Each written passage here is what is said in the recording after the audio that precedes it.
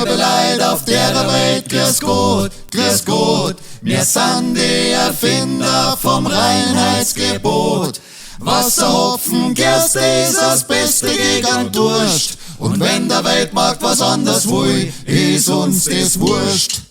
Weil wir sind wir und haben das beste Bier. Seit 500 Jahren schmeckt's uns wunderbar. Auch wenn jeder anschaut, was wir machen sollen.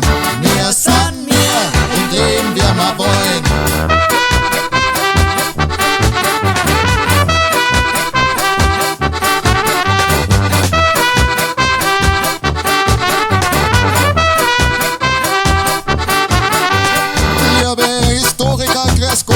Grüß Gott, wir kennen die Geschichte vom Reinheitsgebot.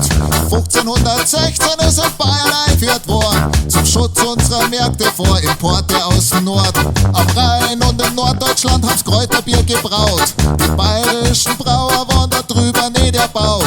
Das Gesell aus dem Ausland und die Umsätze bedroht. Da war der beste Ausweg unser Reinheitsgebot. Weil wir sind wir und haben das beste Bier. Seit 500 Jahren schmeckt's uns wunderbar. Auch wenn jeder anschaut, was wir machen sollen.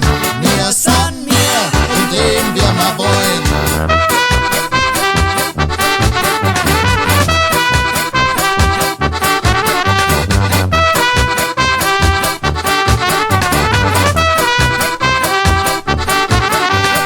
Liebe Weißbiertrinker, grüß Gott, grüß Gott. Was ihr das habt, das fällt nicht unter das Reinheitsgebot.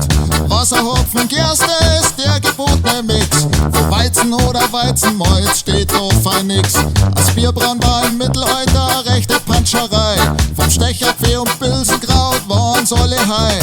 Die Kirche hat das gar nicht wollen, im Bier das Hexenkraut. Drum haben wir nach dem Reinheitsgebot gebraut. Weil wir sind wir und haben das beste Bier. Seit 500 Jahren schmeckt's uns wunderbar. Auch wenn jeder anschaut, was wir machen sollen.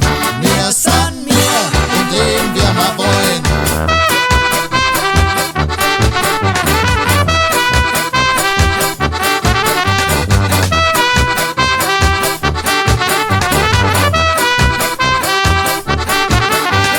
Liebe EU, grüß Gott, grüß Gott. Du hast das abgeschafft, unser Reinheitsgebot.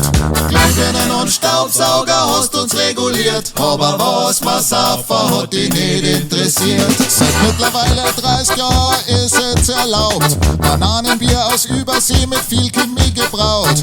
Trotzdem wird bei uns das Zeug nicht verkauft, weil den ganzen Schmarrn einfach keiner